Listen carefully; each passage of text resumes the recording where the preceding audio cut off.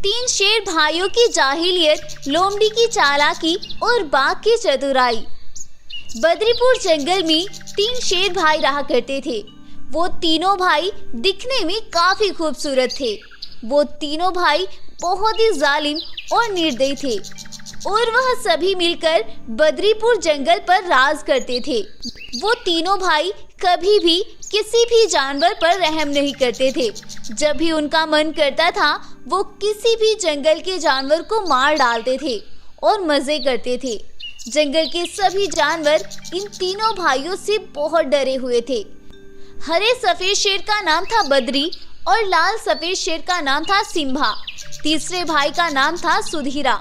सुधीरा शेर उन तीनों में बड़ा था और जंगल में ऐसा कोई भी जानवर नहीं था जो कि उन तीनों भाइयों का मुकाबला कर सके। इसीलिए वो तीनों भाई उस पूरे जंगल पर अपनी हुकूमत चलाते थे। एक दिन जंगल की लोमड़ी दौड़ती हुई गाय के पास आती है और वह बोलती है, गाय बहन, आज तो सुधीरा शेर ने विमला के बेटे को भी मार डाला है। क्या उसे भी मार दिया? लोमड़ी बहन, मुझे तो अपने बच्चों की हर टाइम चिंता सताती है। अब मुझे मेरी जान का कुछ नहीं, लेकिन मेरे बच्चे सलामत रहे बस।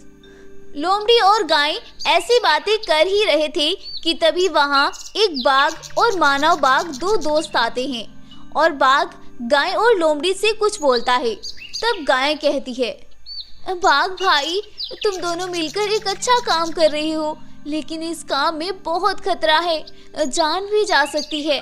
क्या तुम इसके लिए तैयार हो? हाँ, मैं तैयार हूँ, लेकिन इसके लिए तुम्हें हमारा साथ देना होगा। अब गाय और लोमड़ी बाघ को अपनी गुफा में ले जाते हैं और उन तीनों भाइयों से उन्हें छिपा कर रखते हैं और वो दोनों दोस्त उन तीनों भाइयों पर चुपके से नजर रखते हैं। एक दिन सुधीरा और सिम्हा पास के जंगल जाते हैं और वह अपने भाई बद्री से बोलती हैं, बद्री, हमें काम से दूसरे जंगल जाना है। जब तक हम वापस आए तुम अपना ख्याल रखना और हम जल्द ही लौट आएंगे। ठीक है भैया, आप दोनों भी अपना ख्याल रखना। यूं सिम्हा और सुधीरा वहां से निकल जाते हैं। यह सब दूर खड़ा हुआ बाघ देख रहा था। कुछ घंटे बीत जाने के बाद बाघ बद्री शेर की गुफा पर जाता है और वहां वह बद्री शेर को सोता हुआ पाकर उसके खाने में जहर मिलाकर चला जाता है। कुछ देर बाद जब बद्री की आंख खुलती है और उसे भूख लगती है तो वह इस बात से अनजान कि इस खाने में जहर है, वो उस खाने को खा लेता है और वहीं पर मर जाता है। अब बाघ और मानव बाघ उस मरे हुए शेर को वहां से हटा देते हैं और जब वो दोनों भाई शाम होने पर गुफा में वापस आते हैं तो वो वहां बद्री को ना पाकर परेशान हो जाते हैं। अरे भैया, बद्री कहाँ चला गया? हाँ, मैं भी यही सोच रहा हूँ, शायद वो जंगल में हो। हाँ, ये भी हो सकता है। चलो हम चलते हैं, थक भी बहुत गए हैं, सुबह आकर उससे मिलते हैं। वो दोनों भाई इस बात से अनजान वहां से चले जाते हैं। अगली सुबह होती है और जब वो दोनों भाई फिर से बद्री की गुफा में आते हैं तो वो फिर से गुफा को खाली ही पाते हैं और अब वह दोनों परेशान हो जाते हैं और उसे ढूंढने के लिए जंगल में जाते हैं। जंगल की एक ओर सुधीरा शेर और दूसरी ओर सिम्हा शेर अपने भाई को ढूंढने निकलते हैं। तब सिम्हा को लोमड़ी मिलती है और सिम्हा लोमड़ी से एकदम गुस्से में बोलता है, अरे ओ लोमड़ी, क्या तुमने बद्री शेर को कहीं देखा है?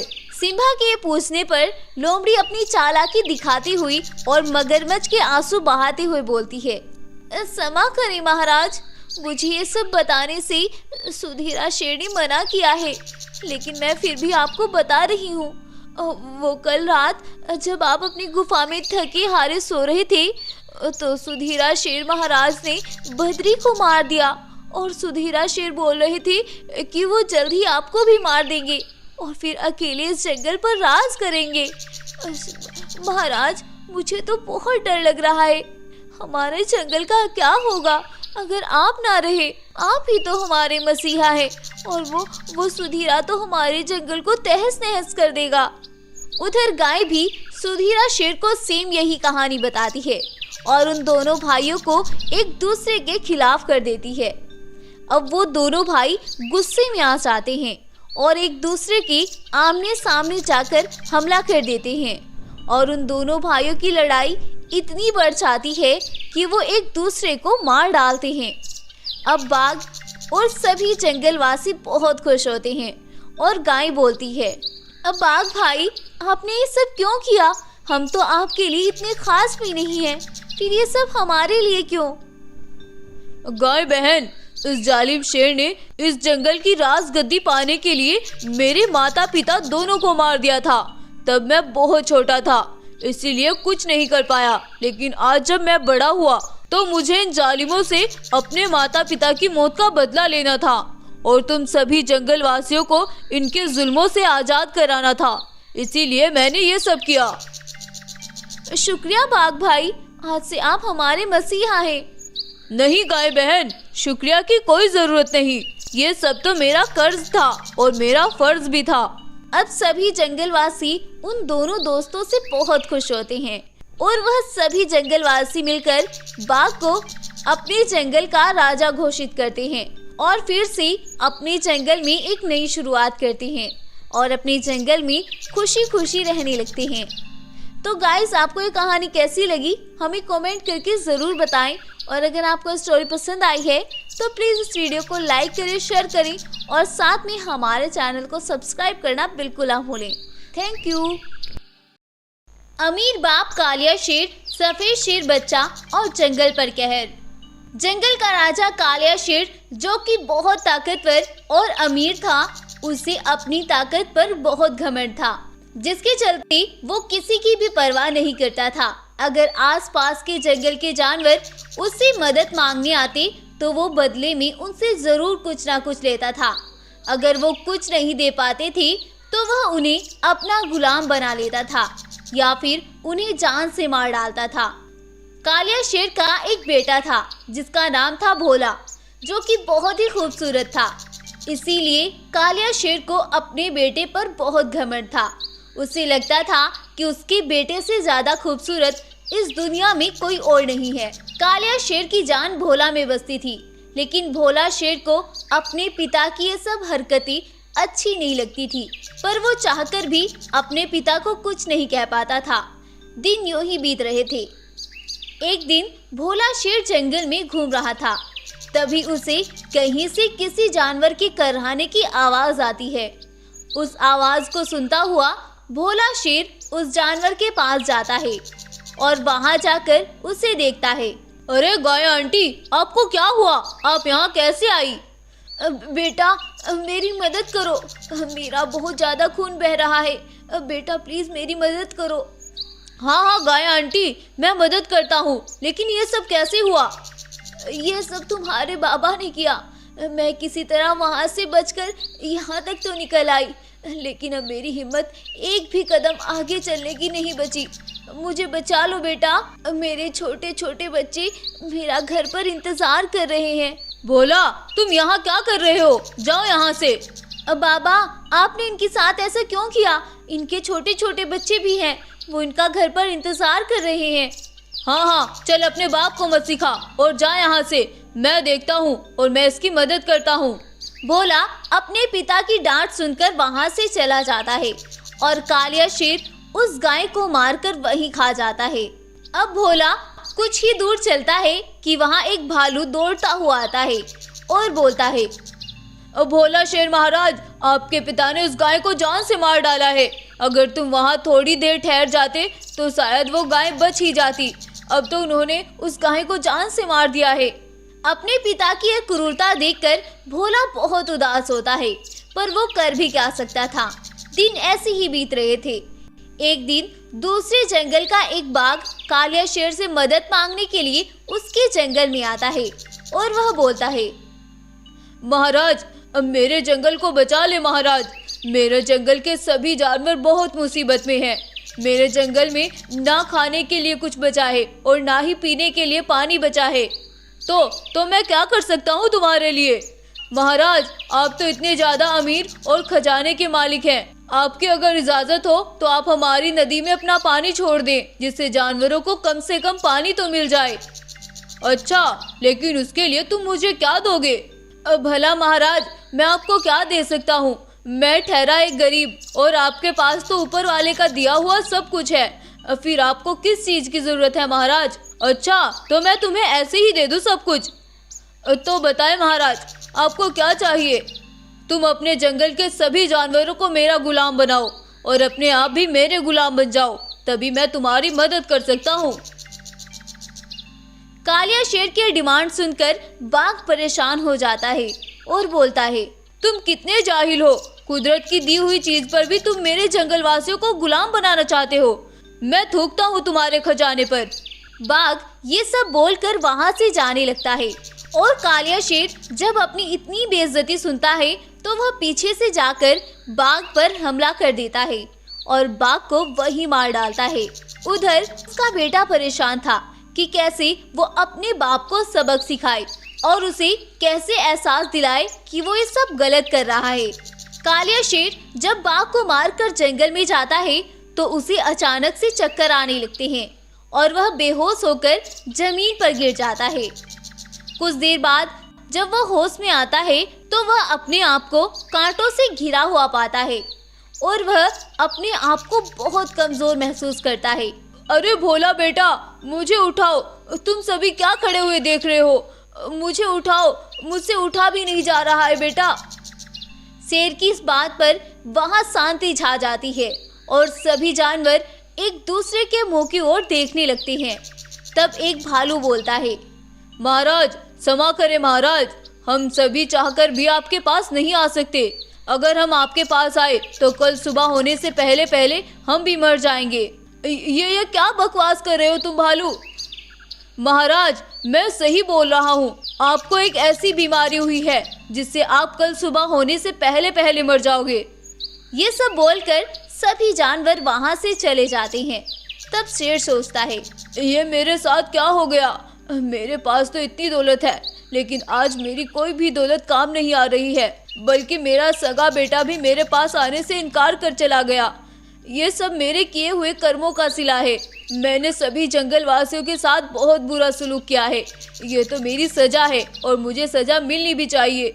शेर यूं ही अपने आप को कोस रहा था कि वहां भोला शेर आता है। तब शेर उससे बोलता है, बेटा तुम यहाँ से चले जाओ। मैं नहीं चाहता कि मेरी बीमारी तुम्हें भी लग जाए, लेकिन मेरा एक काम जरूर कर देना बेटा। सभी जंगल वासियों से मेरे किए की माफी जरूर मांग लेना।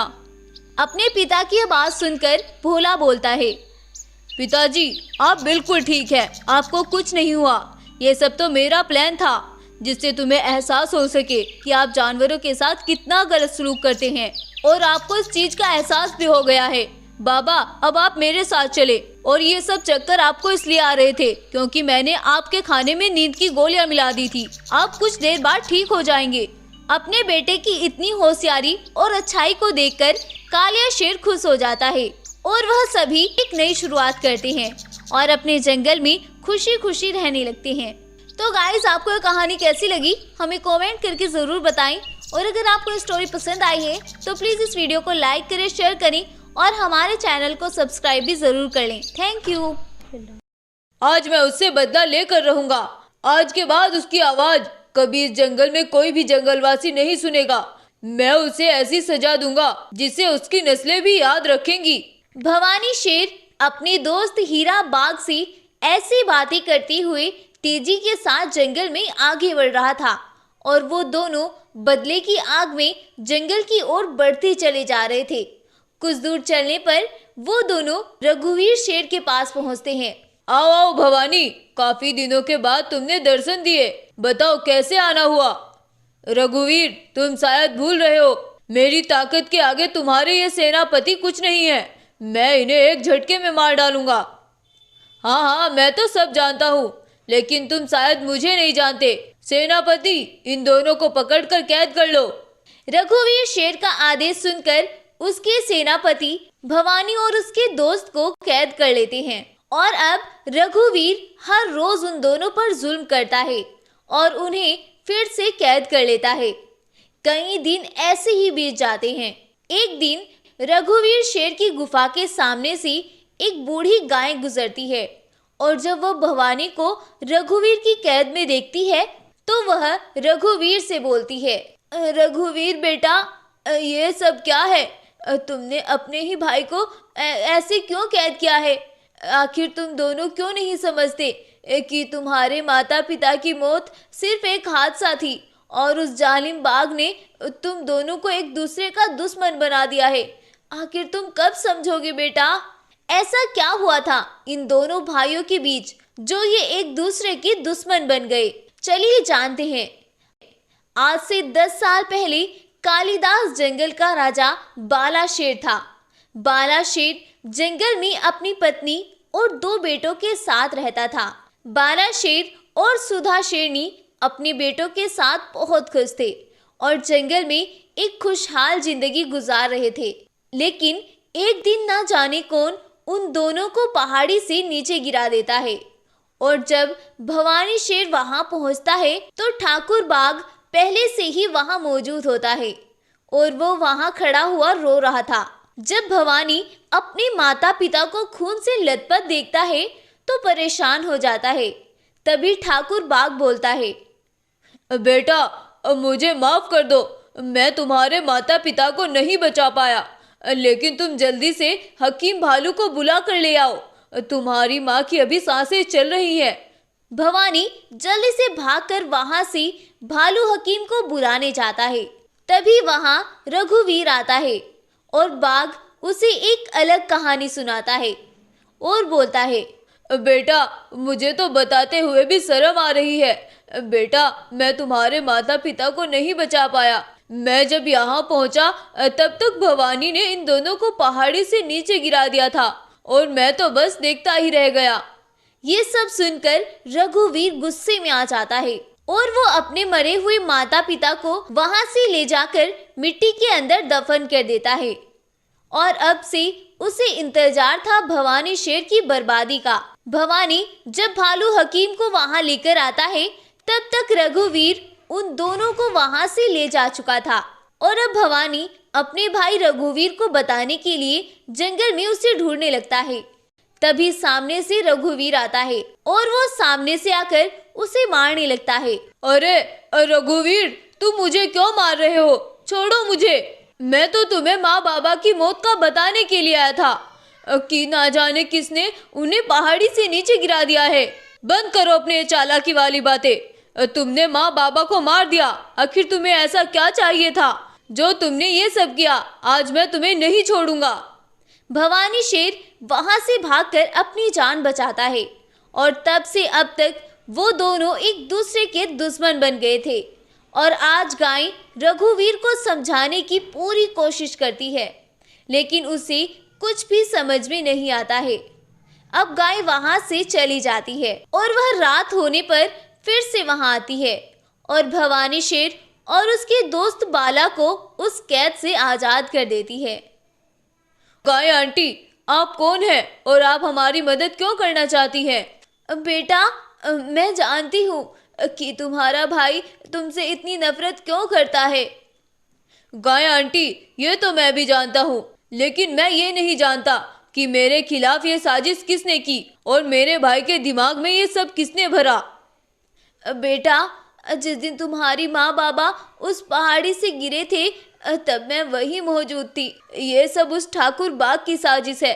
उसने तुम दोनों भाइयों को आपस में लड़ा दिया ताकि तुम दोनों भाई एक दूसरे के दुश्मन बनकर एक दूसरे को मार डालो और फिर वो इस जंगल की राजगद्दी को संभाल ले और इस पूरे जंगल पर अपनी हुकूमत चलाए।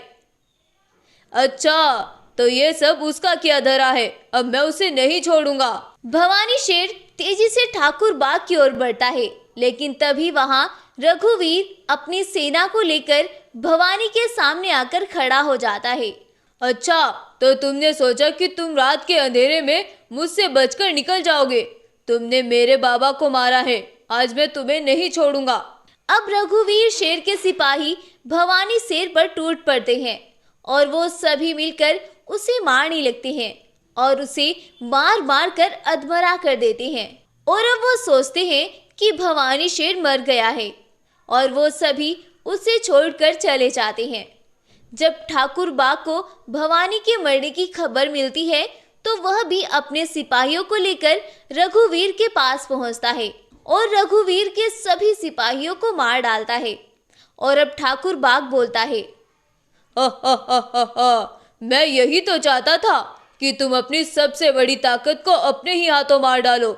अब मुझे इस जंगल पर राज करने से कोई नहीं रोक सकता।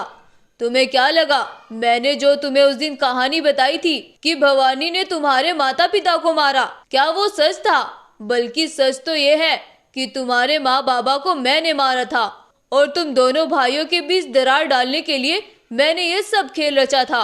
और देखो मैं अपने प्लान में कामयाब हो गया। अब मैं तुम्हें भी मार डालूंगा और फिर इस पूरे जंगल की राजगद्दी मेरे कब्जे में होगी। हा हा हा हा हा हा हा। ठाकुर बाग अपनी ही धुन में मस्त था।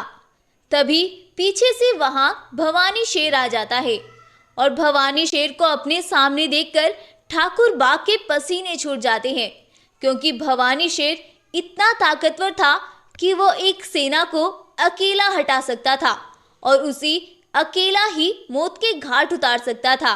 भवानी शेर को देखकर ठाकुर बाग बोलता है, तुम यहाँ कैसे? तुम्हें तो मार दिया था ना, तो कैसा लगा हमारा मजाक? तो ठाकुर बाग कैसा लगा हमारा मजाक? तुमने क्या सोचा तुम ही चाले चल सकते हो? ठाकुर बाग चाले तो हम भी चल सकते हैं और तुमसे भी कई गुना अच्छी। हमें गाय आंटी ने सब कुछ सच सच बता दिया था और उसी दिन से हम इसी मौके की तलाश में थे कि कैसे भी करके तुम्हें तुम्हारे झुंड से अलग करके अपने पास लाना है। और ये सब तो हमारा नाटक था और हमारे प्लान का हिस्सा भी। और देखो तुम कैसे बेवकूफ बनकर हमारे पास चले आए। हा हा हा हा हा हा। अच्छा तो ये बात है, मैं अब उस ठाकुर को नहीं छोड़ूंगा, मैं उसे भी मार डालूंगा। नहीं रघुवीर, हम इतना खून गर्म करके उससे पंगा नहीं ले सकते हैं। उसके पास बाघों की एक बहुत बड़ी सेना है और हम उसके झुंड में जाकर उस पर हमला नहीं कर सकते हैं। हमें कुछ ऐसा करना होगा जिससे वो खुद से चलकर हमारे पास आए और हमें ज्यादा कुछ मेहनत भी ना करनी पड़े। तो कैसा लगा हमारा प्लान ठाकुर बाग? अब भवानी शेर और रघुवीर मिलकर बाघ और उसके सिपाहियों को मार डालते हैं और फिर वो दोनों भाई एक नई जिंदगी की शुरुआत करते हैं और हर सुख दुख में एक दूसरे की ढाल बनने का वादा भी करते हैं।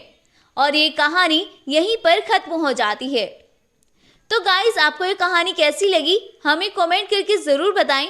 और अगर आपको ये स्टोरी पसंद आई है तो प्लीज़ वीडियो को लाइक, शेयर एंड चैनल को सब्सक्राइब करना बिल्कुल ना भूलें। Thank you.